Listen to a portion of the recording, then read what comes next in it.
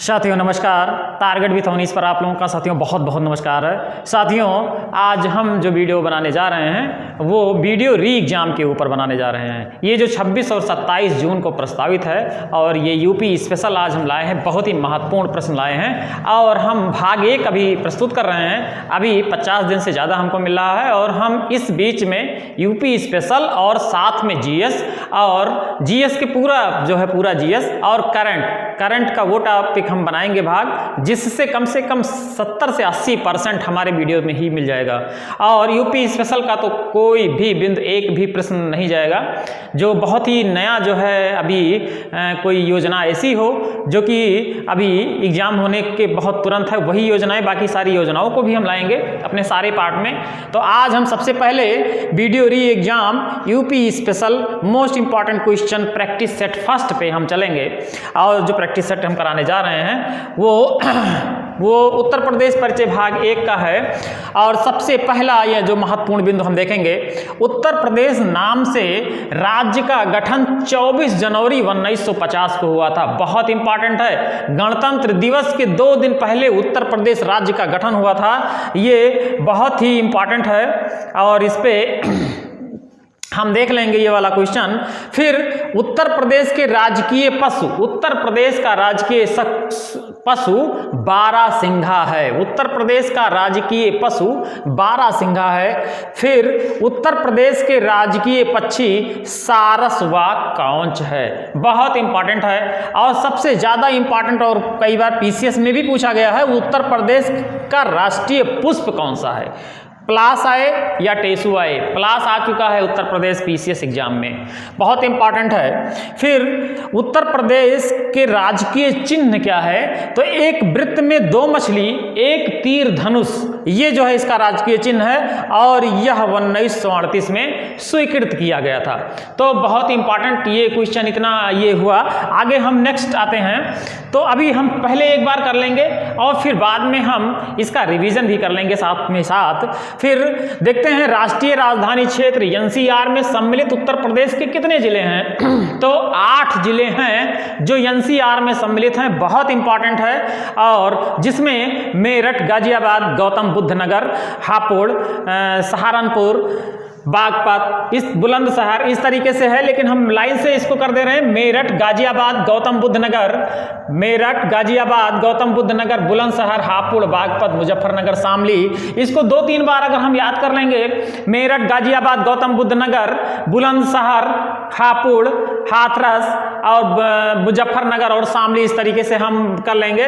मेरठ, गाजियाबाद, गौतम बुद्ध नगर, बुलंदशहर, हापुड़, बागपत, मुजफ्फरनगर और शामली, मुजफ्फरनगर, शामली। और ये सब बहुत ही, एनसीआर का मतलब है जो दिल्ली से सटे जो हैं राष्ट्रीय जो यहाँ पे क्या कहते हैं राष्ट्रीय राजधानी क्षेत्र हैं, एनसीआर नेशनल कैपिटल रीजन कहा जाता है। बहुत ही वो जो है व्यापार या इसके लिए जो है दिल्ली के आसपास के क्षेत्र एनसीआर क्षेत्र बनाए जाते हैं। फिर जो प्रस्तावित है वो भी बहुत महत्वपूर्ण है, एनसीआर में शामिल करने हेतु प्रस्तावित जिले, ये भी बहुत इंपॉर्टेंट है, जिसमें मथुरा भी आ जाएगा, हाथरस है, अलीगढ़ है, सहारनपुर, ये 4 बहुत इंपॉर्टेंट है शामिल करने के लिए। शामिल करने के लिए कौन सा है, मथुरा, हाथरस, अलीगढ़ और साथ में सहारनपुर, बहुत इंपॉर्टेंट है ये। फिर हम यहाँ पे देख लेते हैं,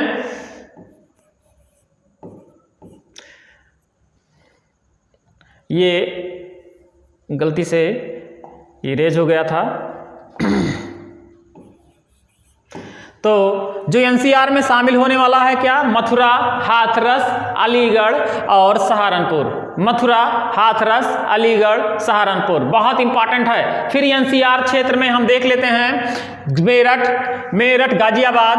मेरठ, गाजियाबाद, गौतम बुद्ध नगर, बुलंदशहर, हापुड़, बागपत, मुजफ्फरनगर, शामली, ये एनसीआर के क्षेत्र हैं। ये एग्जाम में आ चुका है, पीसीएस के एग्जाम में आ चुका है और वीडियो के री एग्जाम में बहुत ही इंपॉर्टेंट है, जिसमें प्रस्तावित और जो 8 वो हैं। अगर 8 और 4 ये जोड़ लिया जाए तो कुल 12 हुए, जिसमें 4 प्रस्तावित हैं और 8 हैं इस समय मौजूदा टाइम में।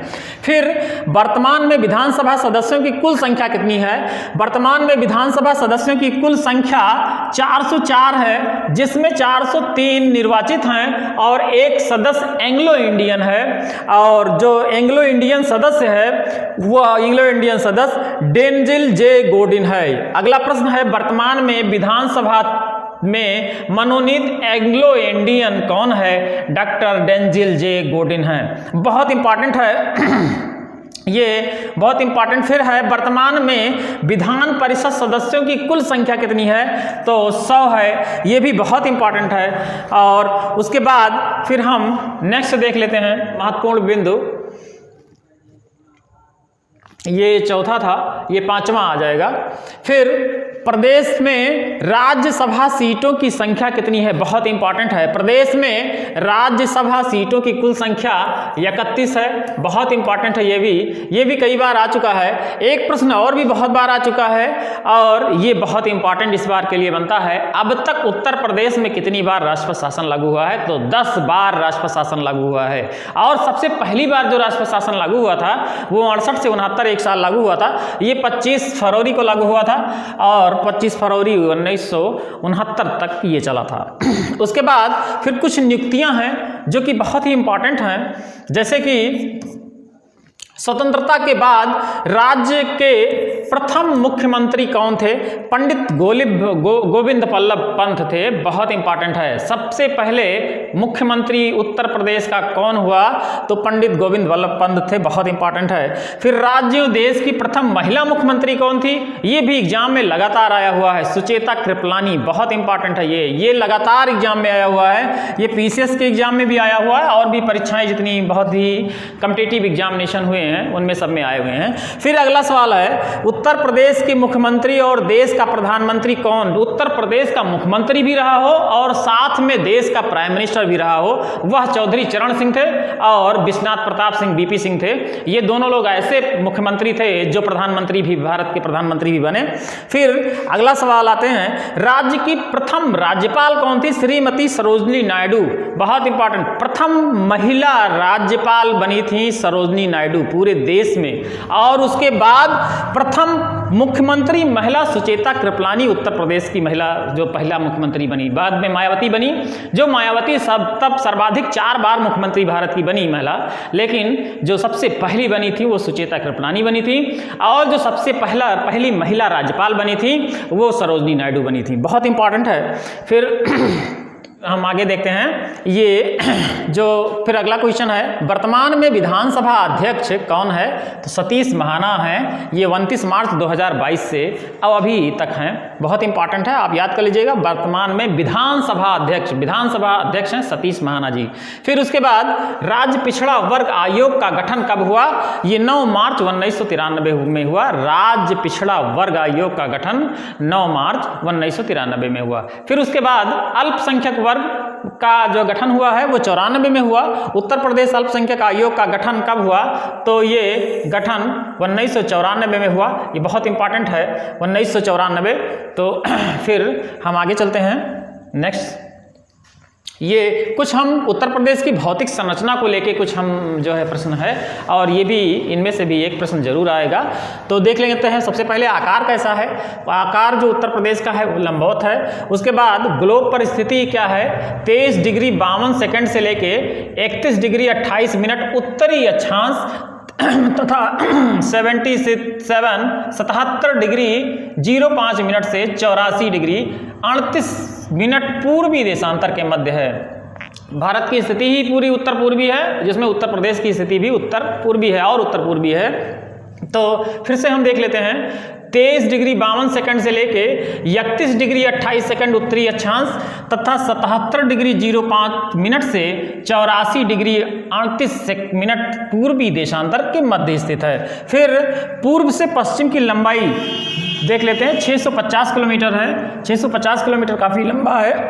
फिर हम देख लेते हैं दक्षिण से उत्तर की चौड़ाई 240 किलोमीटर है, बहुत ही कम है, चौड़ाई इसकी कम है, लंबाई ज़्यादा है, तो इसी आधार पर हम लंबोत कहते भी हैं। फिर प्रदेश का कुल क्षेत्रफल 2,40,928 वर्ग किलोमीटर है और ये भारत का 7.33% के करीब है। फिर क्षेत्रफल की दृष्टि से उत्तर प्रदेश भारत का चौथा स्थान है। चौथे स्थान में सबसे पहला राजस्थान है, मध्य प्रदेश है, महाराष्ट्र है और उत्तर प्रदेश है। इससे पहले जो उत्तर प्रदेश का स्थान था वो 5वां था। आंध्र प्रदेश इससे पहले चौथे स्थान पे था। तेलंगाना अलग होने के कारण यहाँ उत्तर प्रदेश चौथे स्थान पे आ गया है। तो एक बार हम फिर से देख लेते हैं थोड़ा सा ग्लोब पर स्थिति। 23 डिग्री 52 सेकंड से 31 डिग्री 28 मिनट उत्तरीय अक्षांश तथा 77 डिग्री 05 मिनट से 84 डिग्री 38 मिनट पूर्वी देशांतर के मध्य, बहुत इंपॉर्टेंट है। फिर पूर्व से पश्चिम की लंबाई 650 किलोमीटर और दक्षिण से उत्तर की चौड़ाई 240 किलोमीटर। फिर प्रदेश का कुल क्षेत्रफल 2,40,928 2,40,928, ये हम डिजिट जरूर याद रखेंगे। और जब हम डेमोग्राफी कराएंगे, उत्तर प्रदेश की जनसंख्या कराएंगे, तो जनसंख्या भी याद रखनी पड़ेगी, जनसंख्या और उत्तर प्रदेश का कुल क्षेत्रफल, जिसमें से एक प्रश्न जरूर आएगा, ये जरूर इसको याद कर लेंगे हम। क्या है? 2,40,928 वर्ग किलोमीटर। फिर क्षेत्रफल की दृष्टि से उत्तर प्रदेश का भारत में स्थान चौथा है। फिर हम देख लेते हैं सबसे पहला क्या है, राजस्थान, मध्य प्रदेश, महाराष्ट्र और उत्तर प्रदेश। तो साथियों इसके बाद हम अगला भाग उत्तर प्रदेश स्पेशल का लेके आएंगे और बहुत ही जल्दी हम करंट का भी बहुत इंपॉर्टेंट, मोस्ट इंपॉर्टेंट आप लोगों को देंगे, और जो कि वीडियो के री एग्जाम जो 26-27 से है उसमें बहुत ही महत्वपूर्ण रोल अदा करेगा। 70 से 80% उसी में से आएगा, बिल्कुल 100%। और जीएस का एक मैराथन टाइप का हम लेंगे, जिसमें हिस्ट्री का अलग एक मैराथन होगा, ज्योग्राफी का अलग होगा और उसके बाद पॉलिटी का, और फिर कुछ एक समग्र क्वेश्चन के रूप में क्वेश्चन कराएंगे साथियों। तो हम अगले दिन फिर मिलते हैं साथियों। नमस्कार, जय हिंद।